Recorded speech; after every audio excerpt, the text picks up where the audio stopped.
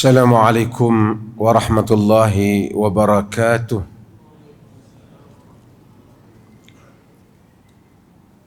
Alhamdulillah, nahmaduhu wa nasta'inuhu wa nastaghfiruh wa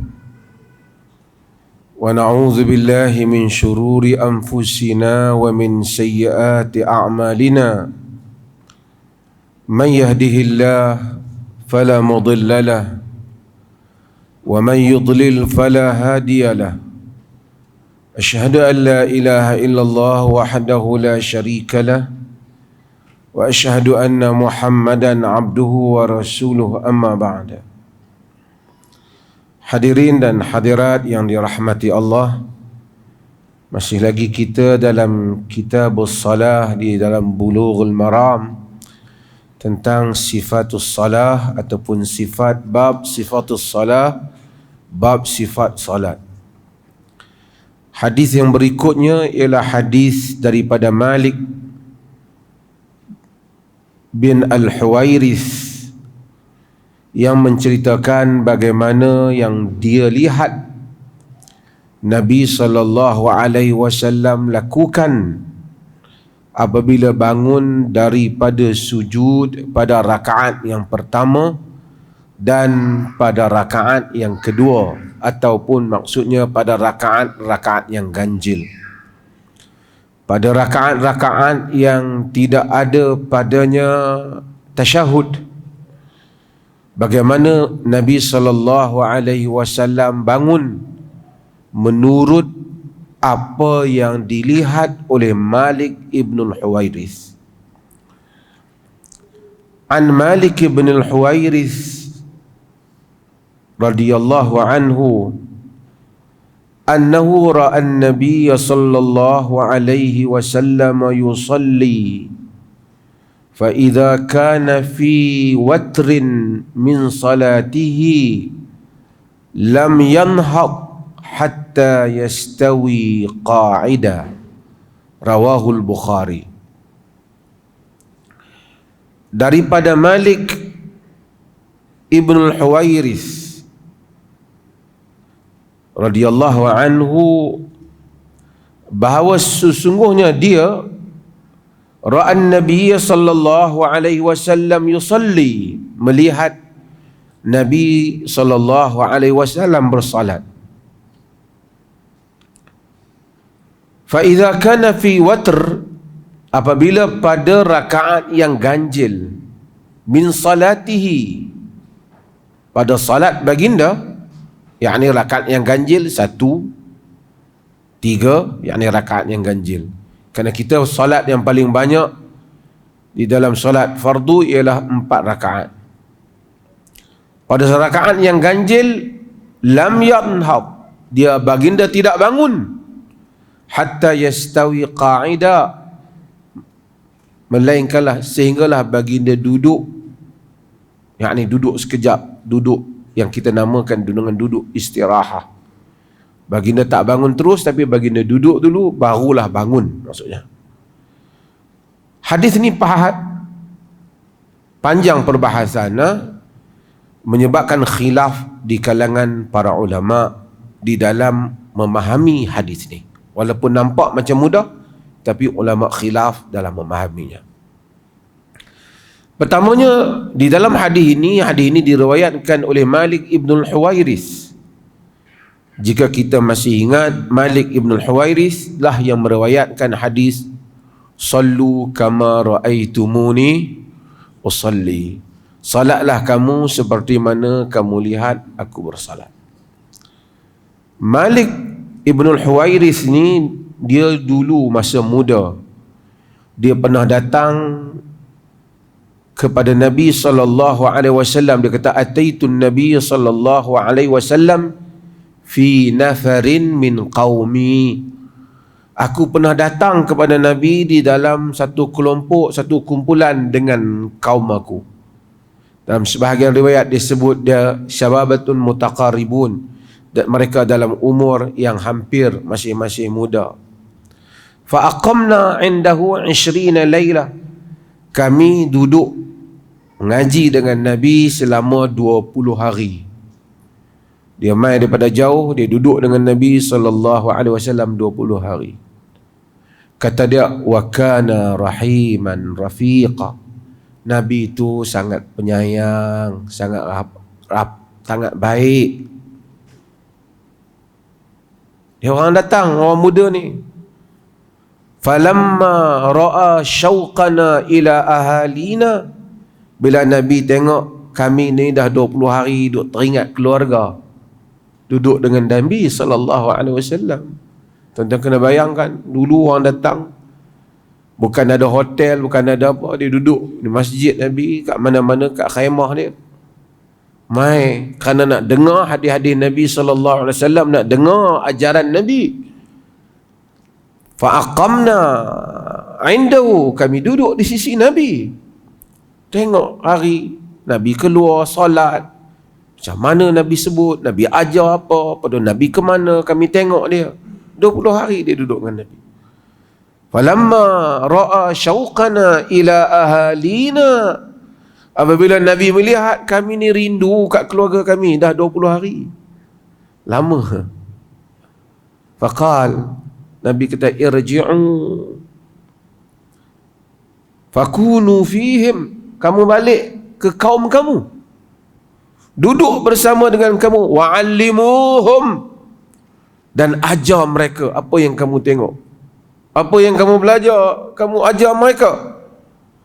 Wasallu fa idza hadaratis salah falyu'adhdhinu ahadukum, dan sembahyang, dan apabila datang waktu sembahyang, salah seorang kamu ramai-ramai ni azan, kata Nabi.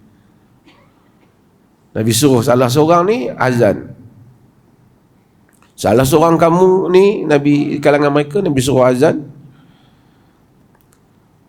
Wal ya'ummakum akbarukum, dan yang mana tua, yang paling tua ni jadi imam. Nabi suruh balik. Berapa hari duduk dengan Nabi? Malik bin Al-Huwairith 20 hari. Tuan-tuan hadirin yang dirahmati Allah, ini simpelnya ajaran Nabi, mudah dipahami. Bayangkan Nabi kata, oh kalau nak faham agama, kamu kena duduk 3 tahun baru faham. Susah dia. 20 hari balik, boleh balik ke kaum dia, mengajar agama. Kerana straightforward akidah yang Nabi ajar, jelas sifat salat yang Nabi ajar. Al-Syekh Ali At-Tantawi dalam bukunya Ta'riful Am Bidinil Islam, dia kata dia tulis buku kerana dia tanya anak murid dia dalam kelas, kalau ada kamu jumpa dengan satu orang di airport ke dia apa, dia kata, terangkan padaku, jelaskan kepadaku ajaran Islam supaya aku faham. Dia ada hanya berapa jam. Anak murid kata, tak boleh, nak faham Islam kena banyak lama baru boleh faham. Ali Tantawi kita lihat bagaimana mereka yang duduk dengan Nabi SAW, datang satu kabilah, datang jumpa Nabi dalam beberapa jam, dalam beberapa hari, boleh balik mengislamkan seluruh kaum mereka.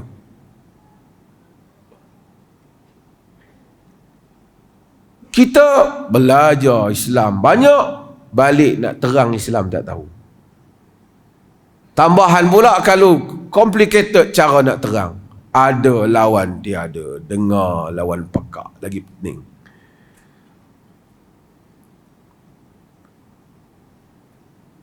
Akidah yang straightforward, yang jelas, membolehkan Islam yang dibawa oleh Nabi dengan pantas, memandaikan bukan profesor di universiti, bukan hanya orang-orang di Madinah, bukan masyarakat Madani sahaja di Madinah, tetapi memandaikan badui-badui di padang pasir juga. Inilah Islam, sifatnya wuduh, sifatnya jelas. Dan Islam itu yang sedang kita kempen untuk diajar kepada orang ramai. Islam yang tak pernah kata, geng ustaz saja boleh faham, geng duduk bawah dengar, jangan tanya. Islam yang mempunyai jawapan yang jelas, yang bersedia mendengar soalan dan memberikan jawapan kepada persoalan yang ditanya.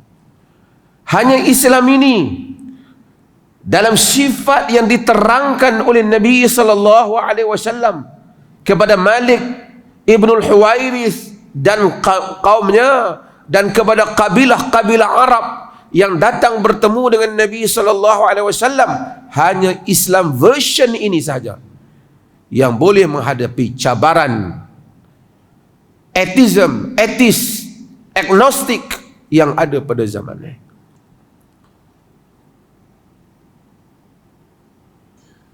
Islam inilah yang mesti kita bawa. Dan kata Malik Ibnul Huwairith, wa kana rahiman rafiqa, dan Nabi sallallahu alaihi wasallam rahiman rafiqa, penyayang, pengasih dan penyayang. Dan itu adalah sifat kepada dakwah yang dibawa oleh Nabi sallallahu alaihi wasallam. Kita, sebelum saya cerita masuk hadis ni, saya nak sentuh lagi masalah. Semua orang accept Islam dan dakwah Islam. Nabi adalah muallim, rahim, rahiman rafiqa, macam yang disifatkan oleh Malik Ibn Huwairith, rawi hadis ni. Dalam sejarah, tuan-tuan tengok baru-baru ni di Perlis ni ada debat. Baguslah debat ni. Cuma ya, saya nak ulas sikit lah. Dalam debat tu salah satu ciri dia nak tuduh pihak tu, dia nak tuduh satu pihak ni sesat atas tuduhan Wahabi. Sesat Wahabi. Sebab apa Wahabi? Sesat Wahabi. Sebab apa Wahabi sesat? Antara sebab dia tu suka tuduh orang lain sesat. Tapi sepanjang debat tu kita duk tengok dia yang duk tuduh orang sesat. Kesimpulan dia pun tuduh orang sesat. Tuan-tuan tahu Barah. Bila dia kata Perlis bukan Wahabi, okeylah. Hantar abang pun kami tahu. Otoriti Perlis bukan Wahabi. Cuma kita tanya, jadi siapa yang Wahabi? Hampa tumbuk angin ke? Memang ada betul. Tapi jika tuan-tuan masih ingat, di Malaysia ni ada seorang lagi hamba Allah Ta'ala. Dulu dia debat dengan saya, dia lari. Saya tak ingat nama dia, saya lupa. Dia di dalam mahkamah, bila ditanya di mahkamah, adakah saya Wahabi? Dia kata tak. Ini ada dokumen dia, documented dalam mahkamah. Kenyataan dalam mahkamah. Dia kata tak. Sedangkan dia bersumpah. Sebelum dia nak jawab tu, dia bersumpah tidak ada yang benar melainkan benar. Mahkamah macam benar, mahkamah. Tapi di luar, dia cakap lain. Di luar cakap lain. Saya bukanlah peduli sangat benda-benda, tapi saya nak cerita. Ini adalah satu agenda memecahkan orang Islam. Jadi kalau tak Wahabi, siapa yang Wahabi? Mungkin nak kata Arab Saudi Wahabi. Jadi Arab Saudi sesat. Soalan yang patut ditanya lagi, mungkin hari itu ada terlepas soalan patut mau tanya kat dia. Orang-orang yang pergi ke Mekah, yang solat di Masjidil Haram dan Masjid Nabi sejak lama, haji dan umrah, adakah selama ni mereka solat di belakang imam-imam yang sesat? Dan ajaran mereka ini telah menjadi barah Sehingga menyebabkan ada orang pergi umrah dan haji semayang dalam bilik. Kerana tak mau semayang di Masjidil Haram, kerana tu imamnya dituduh Wahabi, kerana sesat semayang di belakang tu imam tersebut. Tuan-tuan lihat, saya ingin mengingatkan pihak kerajaan, mereka ini adalah barah dalam masyarakat, fanatik. Buku yang mereka cetak itu, Ibn Tumat. Jika tuan-tuan pernah dengar kuliah saya dulu-dulu, saya dah cerita tentang Ibn Tumat ni. Ibn Tumat ni punyalah ekstrim. Buku yang mereka cetak tu, Aqidah Al-Mursyidah tu, itu Ibn Tumat. Dia kata Muhammad bin Abdul Wahab pengganas lah apa. Pertama kita beritahu, kita di Perlis tak ada buku Muhammad Abdul Wahab sebagai sukatan. Saya sendiri jarang baca buku dia. Pernah tengok lembaran-lembaran buku dia, tak ada buku dia yang kita khatam pun. Pasal kita pun rasa orang lain tulis lebih menarik. Tak adalah kerana kita tak baca buku dia, kita nak pergi tuduh dia. Tapi nak menuduh orang, dia kata, oh kalau awak bela dia, artinya awak mazhab dia lah. Oh susah macam tu. Satu orang pukul orang bukan Islam, kita kata pasal awak pukul dia, dia tak salah. Oh hang kafir sekali dengan dia. Awak kafir sekali dengan dia sebab awak bela dia. Sedangkan Nabi SAW cerita pada orang yang kallafa zimmiyan, orang yang man zalama zimmiyan atau kallafahu fawqa taqatihi atau akhadha syai'an min ghairi tibi nafsi fa ana hajjijuhu yaumal qiyamah. Siapa yang zalimkan orang bukan Islam, bebankan dia luar daripada keupayaan dia, ambil apa yang bukan hak daripada dia, aku pembelanya pada hari kiamat. Lagikan orang bukan Islam Nabi bela. Ini kan kamu tomah satu orang, bukan berarti kita setuju dengan jadi mazhab orang tu aliran, tapi awak tomah dia, orang bela. Kalau awak bela, awak Wahabi. Muhammad bin Abdul Wahab yang dia kata tu, dibandingkan Ibn Tumat tu, Ibn Tumat tu mengaku menjadi Imam Mahdi. Dan Ibn Tumat berperang dengan kerajaan Al-Muwahhidin di Maghrib, kerajaan Ali bin Yusuf Tashfin, yang merupakan kerajaan yang saleh, yang baik, dan mengkafirkannya di atas dasar mereka bukan Asy'ariyah, Mujassimah. Dia mengkafirkannya. Ibn Tumat yang bawa. Ini cerita tahun 500 Hijrah. Ibn Taymiyah pun tak main lagi, lahir pun tak ada. Ibn Qayyim pun tak ada lagi. Tak ada kaitan dengan Ibn Taymiyah. Tambah Muhammad Abdul Wahab, lagi 500 tahun baru lahir. Kemudian baru lahir. Tak ada kena-mengena. Dia telah serang, dia mengaku Imam Mahdi. Dia mengkafirkan mereka, menghalalkan darah mereka. Mujassimah dia kata. Macam hak tuan-tuan duk dengar ni, dia tiru yang ni.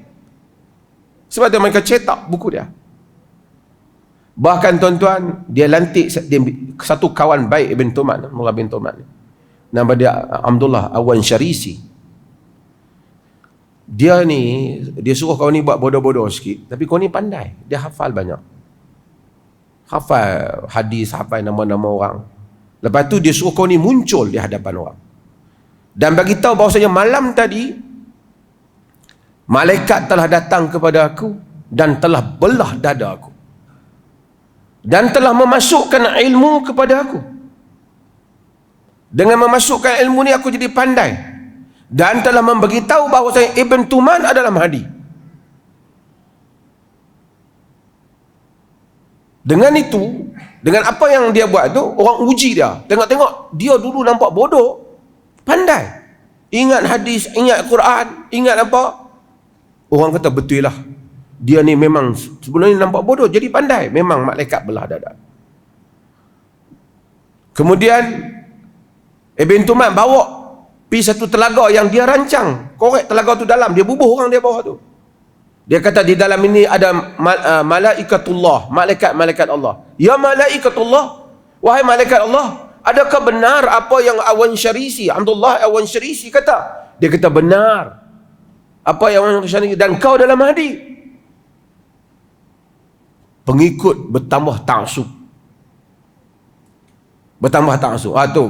Ni cerita geng bomo. Hak melompat hari tu lebih kurang macam ni.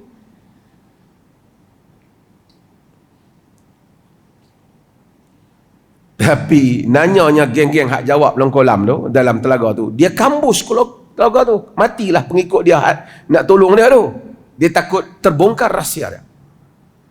Dan dia buat malam itu nama Lailatul Tamyiz. Kononnya atas ayat liyamizallahu al-khabitha min at-tayyib. Untuk Allah membedakan antara yang buruk dan yang baik. Dia bunuh dalam satu malam 70,000 orang Islam. Tu Ibn Tulman bagi menegakkan akidah yang dikata akidah benar, kononnya akidah Asy'ariyah dah.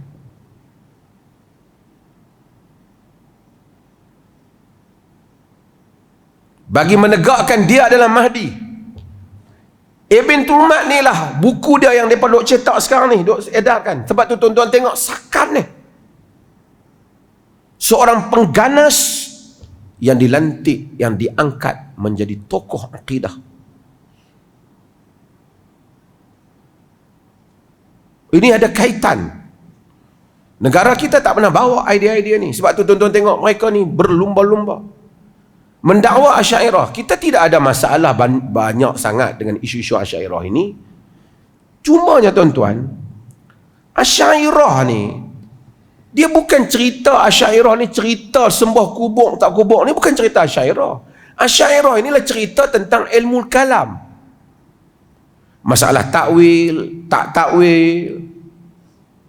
Tuan-tuan nak tahu Asy'ariyah, tuan kena baca buku dia lah, Maqalat al-Islamiyin, Abul Hasan Asy'ari. Abu Hasan Asy'ari yang hidup 40 tahun sebagai Mu'tazilah, bermimpi dalam satu malam terus bertukar menjadi ahli sunnah. Selama ni dia berguru, gurunya ialah Ali Jubai, yang merupakan pak mentua dia, seorang Mu'tazilah. Kemudian dia tukar, dia sesatkan Mu'tazilah. Tak apalah, dia tokoh lah di dalam perbahasan dialog. Tapi hayat dia ialah hayat sepanjang ni Mu'tazilah. Kemudian dia berubah, mengambil pendekatan yang dekat dengan apa yang dipegang oleh salafus salih. Kemudian ada beberapa fasa dalam hidupnya. Kita tidak ada isu besar. Ini soal kau takwil tak takwil, ini adalah debate lama. Tapi yang jadi masalah dalam negara kita ni, yang Abu Hasan Asy'ari tak pernah cakap langsung. Masalah nak panggil orang mati. Kalau awak doa ya Allah terus, tak mau kata wahai wali tolong, yang tu Wahabi. Kau bayangkan, kita bayangkan orang yang kata doalah terus pada Allah, Wahabi. Tapi kalau pergi minta kat kubur, wahai wali tolonglah kami, mula-mula banyak tu. Sekarang tengok dia kata apa. Kalau kita wahai wali sembuhkan aku pun boleh. Sebab walaupun mereka kata macam tu, mereka kata begitu, tetap niat mereka Allah juga yang tolong. Kalau nak kira macam tu, tak ada penyembah berhala yang kata batu berhala tu tolong dia. Mereka pun semua menyatakan Allah Subhanahu wa taala pun Tuhan yang tolong mereka. Itu perantaraan. Sebab tu Quran di dalam surah Az-Zumar, Quran jelas, ala lillahi dinul khalis. Katakanlah hanya bagi Allah itu agama yang khalis, agama yang bersih, pure. Maksudnya tauhid yang bersih. Walladzina ittakhadhu min dunihi awliya, mereka yang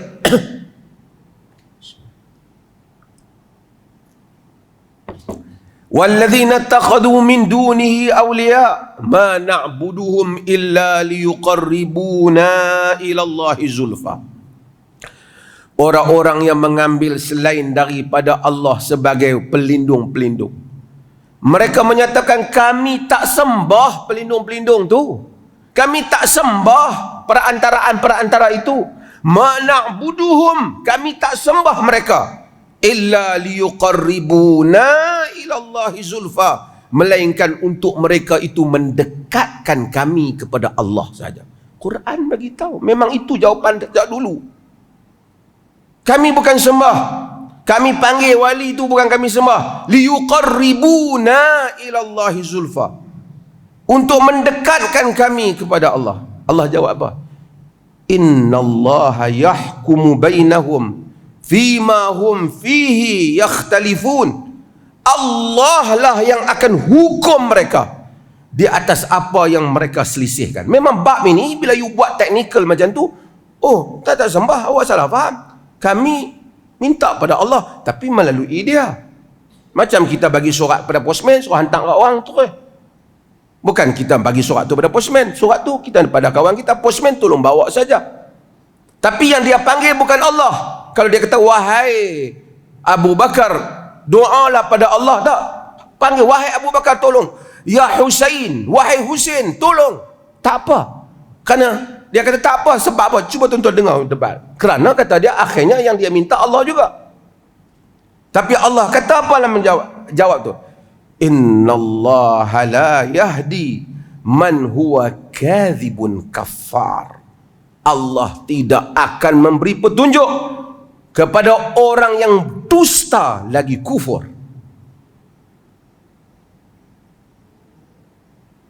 Nas Quran. Dan dunia tak apa. Dan Allah pun bagi tahu tak apa, innallaha yahkumu bainahum fima hum fihi yakhtalifun. Allah tak apa, nanti Allah tentukan di akhirat kelak. Kamu panggil Allah kah, kamu panggil selain Allah? Kalau kita kata boleh panggil apa saja dengan syarat niat, kita tahu yang berkuasa Allah, tak ada sembahan yang syirik. Yang sembah pokok, yang sembah apa dalam dunia ni, semua menyatakan Allah yang memberi. Tuan-tuan tengok yang sujud di batu, mereka pun tak bodoh kata batu tu boleh tolong mereka. Ini adalah perantara mereka dengan Tuhan.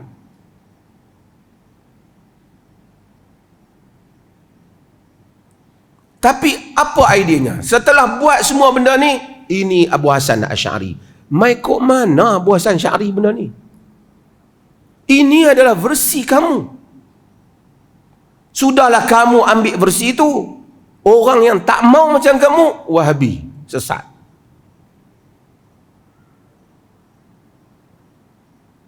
Dan ekstrim. Tuan-tuan tengok kejadian dulu yang melompat di Kelantan, ekstrim. Ia tidak jauh daripada Ibn Turmat ni.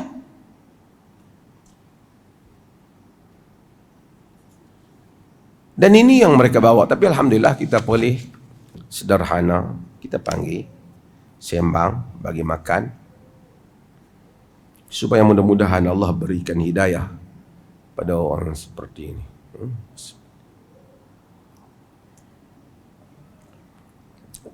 Tertinggallah hadis kita. Di dalam hadis ni dia kata Nabi SAW apabila bangun daripada rakaat yang pertama dan ketiga, duduk. Duduk tu maksud duduk seketika. Ulama-ulama yang membahaskan hadis ini berkhilaf pendapat.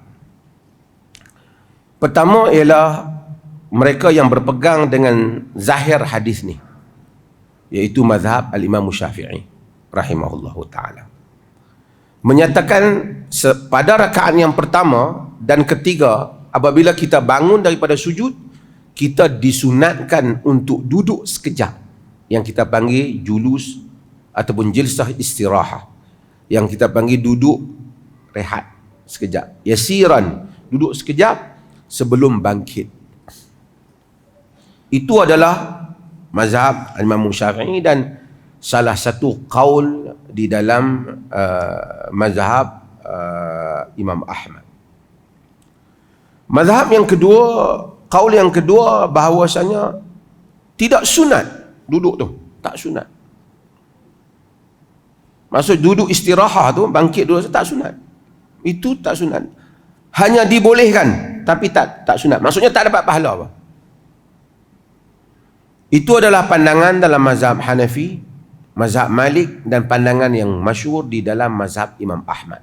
Maksudnya 3 mazhab tak sama dengan mazhab Imam Syafi'i. Mazhab Imam Syafi'i ini An-Nawawi pertahankan qaul kata istirahah ni sunat. Tapi 3 mazhab lagi menyatakan bahawasanya ia adalah tidak sunat. Mengapa mereka menyatakan bahawasanya tidak sunat? Kerana mereka kata disebabkan ada hadis lain yang diriwayatkan oleh Al-Imam Tirmizi bahawasanya Nabi SAW bangun ala suduri qadamai, di atas depan kaki dia. Maksudnya tak ada duduk sekejap, bangun terus. Jadi untuk bila kita lihat ada hadis ini dan ada hadis yang ini yang berbeza, apa pendirian para ulama yang menolak ataupun yang tak mengamalkan hadis ini? Mereka bukan menolak hadis ini, mereka menyatakan oleh kerana ada hadis yang menunjukkan Nabi tak duduk macam tu. Jadi mereka mengandaikan hadis ini bahawasanya baginda SAW duduk ketika itu. Pertama, kemungkinan nak menunjukkan boleh untuk duduk sekejap bagi orang yang perlu duduk sekejap. Kalau tak mampu bangun terus, boleh. Dan sebahagian mereka menyatakan ini mungkin Nabi lakukan apabila Nabi sudah berumur. Jadi tidak secergas masa muda nak bangun. Jadi rehat sekejap. Perbuatan-perbuatan Nabi SAW dalam jilsatul istirahah itu yang dilakukan itu tidak menunjukkan sunnah. Sebaliknya dia kata hanya menunjukkan benda itu boleh, mubah lil hajah, boleh jika diperlukan. Jika tak perlu, bangun terus. Bangun terus. Jika seseorang mengikut imam bangun terus, dia hendaklah ikut imam, bangun terus tanpa ada jilsah al-istirahah. Kerana hadis itu tidak mewakili amalan sunnah, tapi mewakili dibolehkan saja. Antara argumen mereka yang lain, antara hujah dan alasan yang lain dalam hadis ini ialah kerana mereka kata rawi-rawi hadis yang meriwayatkan tentang sifat salat Nabi tidak meriwayatkan tentang jilsah istirahah ini, melainkan Malik Ibn Huwairits saja. Jika ianya jelas daripada perbuatan Nabi bagi setiap salat, tentu sahabat-sahabat lain yang meriwayatkan tentang bagaimana Nabi salat meriwayatkan hal ini. Dan apa yang Malik Ibn Huwairits lihat Nabi, sedangkan dibandingkan Malik dengan sahabat lain Anas dan seumpamanya yang lama yang duduk, Abu Bakar dan Omar yang duduk, mereka tengok Nabi lagi banyak dibandingkan Malik. Jadi mungkin Malik tengok itu berlaku bagi menunjukkan ada ketika Nabi buat bagi menunjukkan boleh untuk orang yang perlu apabila nak bangun duduk sekejap dan kemudian bangun. Jadi hadis dua-dua pihak tahu. Cuma Imam Syafi'i tafsirkan begini, diikuti dengan mereka yang menyokong pandangan-pandangan itu, menyokong pandangan Al-Imam Syafi'i rahimahullah, dan Abu Hanifah, Malik dan Ahmad dalam qaulnya yang masyhur dan mazhabnya menafsirkan sebaliknya. Bukan disunatkan, sekadar untuk memboleh. Tuan-tuan lihat, bila berlaku begini, inilah yang dinamakan dengan khilaf mu'tabar. Khilaf mu'tabar. Khilaf yang diiktiraf. Maksudnya, dari segi dalil, dua-dua pihak ada dalil. Yang membedakannya ialah memahami dalil. Bukan dari segi dalil, tak ada. Memang tak ada lah hadis, tapi masa aku singkat tingkap, nampak? Tak. Nabi buat. Tak ada. Mesti berdasarkan dalil, berdasarkan nas. Nas ada, cuma bagaimana menafsirkan nas itu berbeza, berlakulah khilaf di kalangan para ulama. Khilaf yang seperti inilah yang kita disuruh untuk berlapang dada. Kerana kita mengetahui orang ni mengamalkan begini, lapang dada. Orang ni mengamalkan begini, lapang dada. Dalam negara Malaysia ni tuan-tuan, dalam negara Malaysia. Sebab tu saya kata, tuan-tuan dengar orang Perlis kalut ke apabila pergi dengar negeri lain dia pergi semayang baca bismillah kuat. Saya tak pernah dengar orang Perlis duduk balik pening kepala daripada bismillah kuat. Tapi yang saya duk heran, geng-geng yang tengok orang bismillah perlahan, dia kalut. Sedangkan kita bagi tahu ini adalah khilaf yang mu'tabar. Khilaf yang mu'tabar. Nanti pada masalah qunut, selepas ini kita akan datang, ada sahabat akan kata muhdas, yakni benda baru, macam maksudnya seakan masuk bid'ah. Ada dalam kitab-kitab fiqh yang sebut bid'ah. Walaupun di Perlis kita tak kata bid'ah, kita kata qaul yang lemah. Siapa yang membaca, dia akan tahu hal itu. Tidak menjadi Wahabi kerana hang jilsah tak jilsah istirahah, atau menjadi Asy'ari kerana hang duduk ahli sunnah kerana jilsah istirahah, atau Maturidi. Dalam sejarah Asy'ari dan Maturidi berperang pun hebat. Mereka dua aliran tu bertempur pun hebat. Sebab tu kita jangan warisi ini warisan-warisan yang tidak memberi manfaat pada akal kita. Tuan-tuan dengar ke perbahasan yang seperti ini duk lawan sesat kapiak orang ni kerana masalah takwil tak takwil, nak panggil pokok, nak panggil lembu ni. Kebelakangan ini bila masuk benda ni, fiqh itu luas. Memang dahulu mungkin sebagian orang dia sempit, dia tak pernah dengar, tapi kita menerangkan ini keluasan. Sebab itu kita ajar tentang keluasan ini.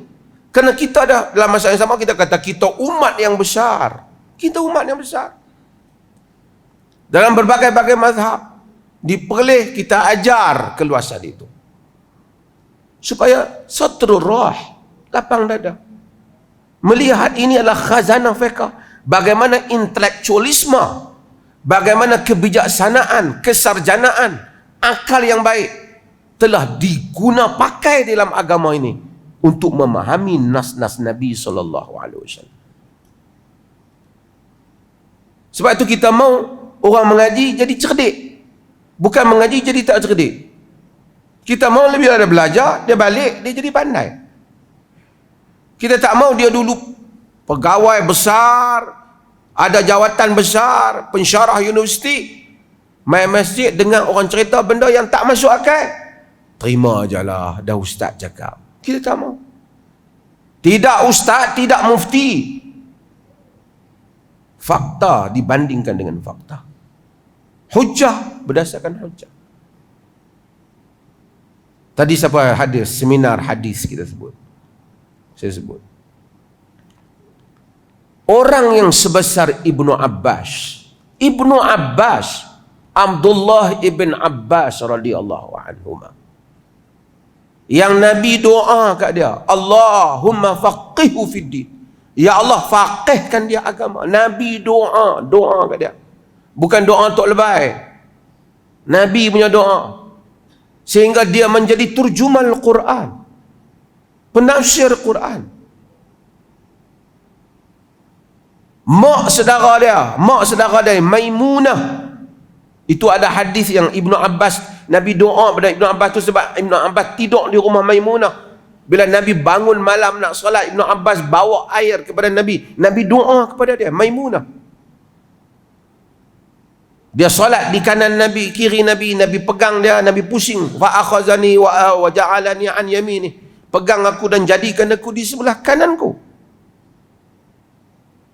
Ibnu Abbas meriwayatkan bahwasanya tazawwajan Nabi sallallahu alaihi wasallam Maimunata wa huwa muhrim. Nabi berkahwin dengan Maimunah, mak saudara dia tu, sedangkan Nabi di dalam keadaan berihram. Kata ulama hadis, Ibnu Abbas tersilap. Siapa kata ni? Yang kata Sa'id ibn Musayyib, tabi'i, bukan sahabat. Wahim bin Abbas, Ibn Abbas keliru. Nabi tazawwaj Maimunah wa huwa halal. Nabi kahwin dengan Maimunah dalam keadaan Nabi halal, bukan Nabi berihram. Ulama-ulama kata betul Sa'id bin Musayyib kata. Kerana ada hadis Abu Rafi' yang menunjukkan memang halal. Nabi tak, bukan masa bayar. Ibnu Abbas keliru. Dia pun masih kecil masa tu. Tak ada dalam ilmu orang kata, hang siapa nak kata ke Ibnu Abbas? Dia mak menekan dia. Dia Nabi doa. Hang siapa? Ini tak dikenali dalam bidang ilmu. Ilmu dikenali dengan fakta. Ibn Abbas dihormati radhiyallahu anhu. Tapi kita berbicara tentang fakta. Fakta ni dalam isu ni dia tersilap. Bukan berarti dalam isu, oh hang kata Ibn Abbas bodoh. Yang tu dia punya akal. Orang bagi tahu dalam Ihya Ulumuddin ada hadis yang dhaif dan tersangat dhaif, pakai sebagai hadis yang dianggap mendekati terlalu sangat dhaif sehingga ada yang mempalsukannya. Oh, hampa kata hampa Imam Ghazali bodoh, hampa pandai, hampa tahu dia hujjatul Islam. Nampak akal dah. Macam satu orang kata, ayah silap pergi kata tu. Oh, ayah yang besarkan hang kata ayah bodoh, ayah tak reti. Tu budak-budak mengguli punya cerita. Jadi mengajar agama, create benda-benda seperti itu, kemudian sebut. Dia sebut mu bodoh. Dia sebenarnya membodohkan dirinya sendiri. Apabila orang mengkritik pandangan itu, tidak berarti orang menolak keafdalan, kedudukan, kemuliaan, ketinggian, kesolehan. Itu tidak dibicarakan. Orang membicarakan fakta itulah saja. Satu hari tuan-tuan kata, Mufti salah hari itu kata, siapa tengok betul saya salah. Saya tak kata, hang mufti ke aku mufti? Agama tidak begitu. Sebab itu ada orang bangun dalam majlis Abu Bakar, bangun dalam majlis Umar, bagi tahu perkara, dan khalifah orang sebesar Abu Bakar dan Umar kata, in ra'aitumuni i'wijajan faqawwimuni, jika kamu lihat aku salah, betulkan aku. Itu agama yang kita nak orang faham. Kita tidak mau cult, fanatik yang bukan-bukan. Apa saja buat, pasal apa buat? Tak tahu ustaz saya buat, tak mau. Mesti kena tahu sebab. Wala taqfu ma laysa laka bihi ilm. Jangan ikut apa yang kamu tidak tahu. Ini dinul ilm, agama ilmu. Dan inilah yang cuba kita ajar kepada generasi yang ini. Dan kita akan berdiri di atas manhaj ini, mempertahankan manhaj ini, membela manhaj ini, dan mengajak generasi muda, memberitahu mereka, inilah penyelamat kamu bagi agama kamu, supaya tidak diambil kesempatan oleh orang-orang yang menunggang agama dengan menggunakan nama dan gelaran agama mereka untuk membodohkan akal, sehingga kamu tersasar daripada apa yang Allah dan Rasulnya kehendaki. Azan insyaAllah. Masuk tu.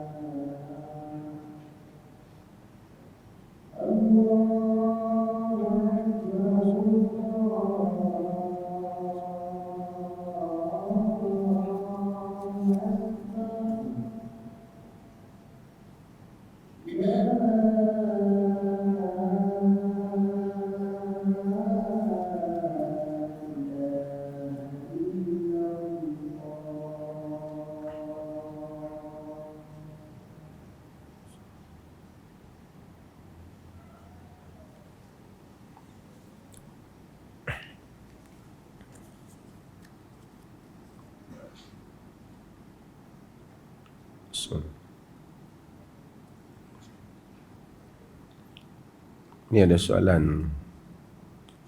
Apa hukum membaca Quran secara berjemaah di masjid dan surau? Membaca Al-Quran secara beramai-ramai ini ada beberapa keadaan. Yang pertama ialah seorang membaca, yang lain mendengar. Duduk beberapa orang, 10 orang, seorang baca, yang lain mendengar. Ini adalah sesuatu yang baik, kerana jika dia tidak pandai, dia dapat untuk membetulkan bacaan dia yang salah. Jika orang yang membaca itu tidak pandai, dia dapat untuk mengetahui di mana salah dia membaca. Yang kedua ialah bacaan memang ramai-ramai di dalam satu suara. Ini ada beberapa keadaan juga.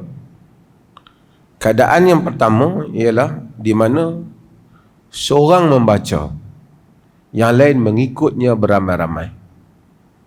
Tujuan yang lain mengikutnya beramai-ramai itu ialah kerana ingin meniru bacaan yang betul. Macam mana kita dengan guru baca, kita ikut. Tapi kalau guru tu ada 10 orang anak murid, 10 orang anak murid akan mengikut guru. Maka jadilah bacaan ramai-ramai. Itu tidak mengapa, bahkan itu sesuatu yang seperti yang pertama tadi, itulah yang berlaku antara Nabi dan Jibril.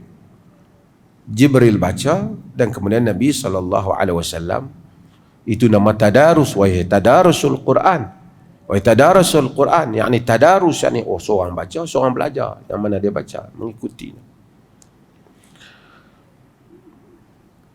Itu juga tidak mengapa dengan syarat dia memang ikut nak meniru guru itu dengan bacaan yang betul. Satu lagi, baca beramai-ramai. Kawan kita baca, kita juga baca. Baca memang tak ada ikut siapa, tapi memang satu suara beramai-ramai. Ini satunya ada risiko. Jika sekiranya dia memang nak bagi dia serentak, pertama dia tak ada sebab untuk dia mesti beramai-ramai. Kenapa dia nak beramai-ramai? Kalau dia nak beramai-ramai, dia kata kalau ramai-ramai baru pahala dapat, itu tidak benar. Tapi kalau dia seronok beramai-ramai dengan kawan-kawan dia, itu ada kesan dia. Kemungkinan kalau kawan dia cepat, dia terlambat, mungkin dia terlepas, dia akan skip huruf.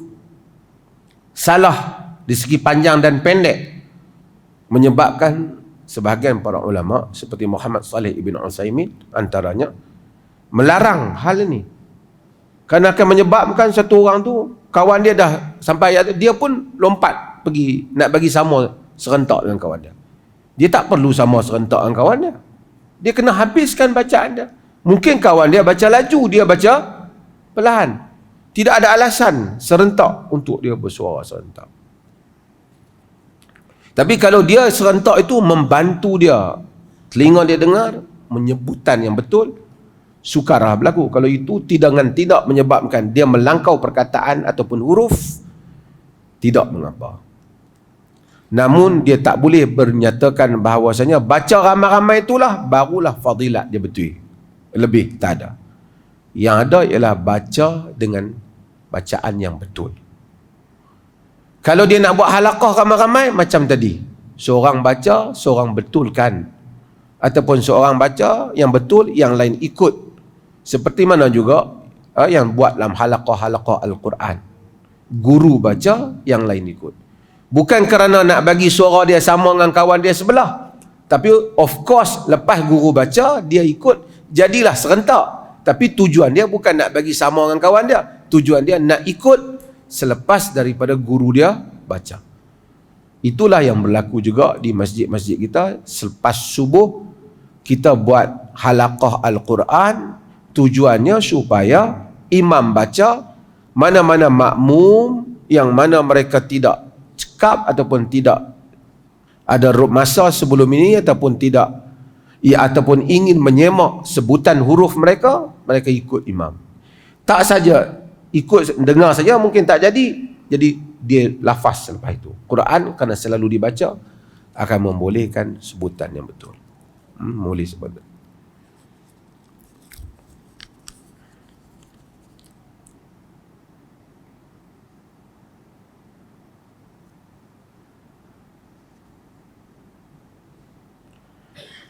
Ini adalah cerita tentang soalan tentang ibu ayah Nabi, adakah dia mengucap di kubur balik dan seumpamanya. Ini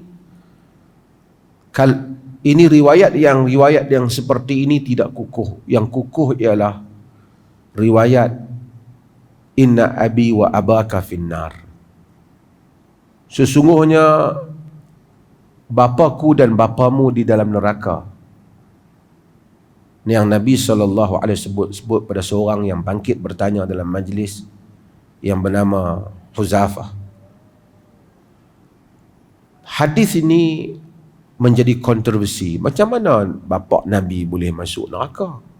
Sedangkan bapa Nabi meninggal sebelum Nabi wafat. Hadis ini sahih, tapi maknanya apa? Di kalangan para ulama hadis ada yang menyatakan makna bapa itu ialah Abu Talib. Itu pak saudara dengan itu.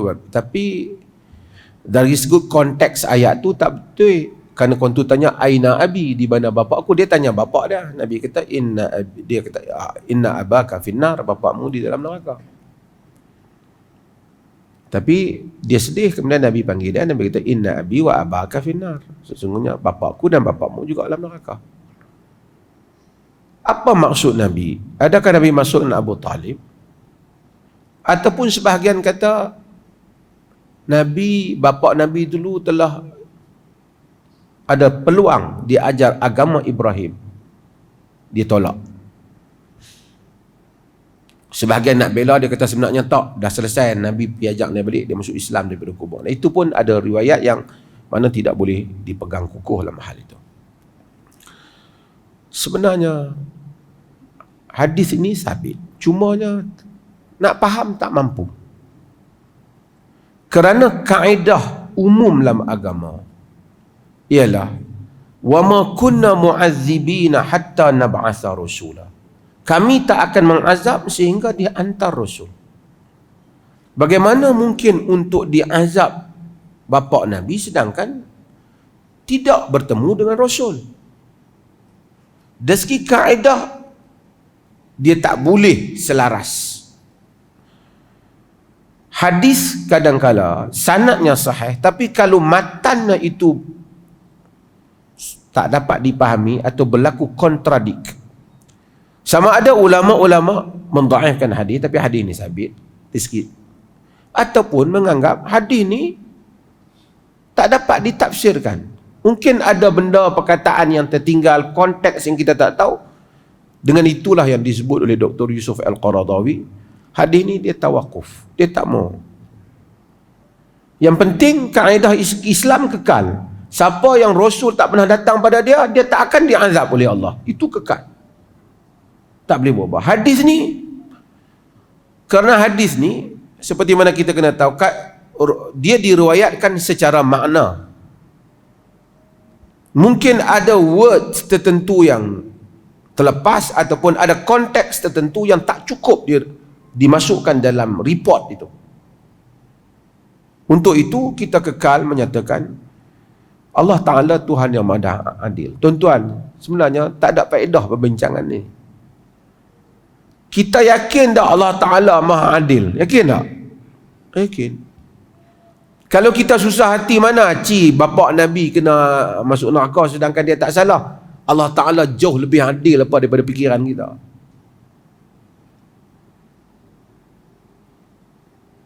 Apa pun Allah Ta'ala akan memberikan keadilan. Al-Hakamul Adil, Allah yang adil. Tak mungkin mengazabkan orang yang tak mendapat maklumat agama yang betul. Dan kalau dia azabkan pun mesti ada alasannya. Kerana orang kata mana mungkin dia azab bapa Nabi dalam neraka. Itu alasan tu tak cukup lah. Kerana Azar, wa iz qala Ibrahimu li abihi Azar atattakhidhu asnaman aliha. Bapa Ibrahim, Nabi Ibrahim, Nabi yang Nabi ingin jadi sepertinya, bapa dia Azar kafir. Itu bukan argumen dia, tapi argumen yang kuat ialah Azar dia bertemu dengan Nabi Ibrahim. Abdullah bapa Nabi tak bertemu dengan Nabi, bagaimana untuk dia diazab? Itu argumen yang kuat. Jadi mungkin hadis ni ada perkara yang lain yang mungkin kita tak faham. So kita tak payahlah nak hukum bapa Nabi. Ini urusan Allah yang 3 hari duk tak boleh main mengaji, duk fikir bapa Nabi di mana lah. Come on lah, don't waste your time. Allah Al-Hakamun Adil. Ini urusan Tuhan. Tak payahlah duk susah hati. Kita tengok anak Palestin dibom, kesian di mana. Kita tak tahu the real life. Mungkin kita orang yang kita sedih, memang kita sedih lah. Yang kena gempa bumi kita sedih sebagai manusia. Kita kata kesian, habislah kehidupan mereka. Tapi mungkin sekarang mereka sedang menikmati nikmat di syurga. Kita sedang berduka cita di dunia. Allah mengetahui hamba-hambanya. Dia lebih sayang daripada hambanya, lebih daripada kita. Apa yang kita lihat pada zahir mata kita satu penderitaan, mungkin pada satu orang tu tak menderita mana pun.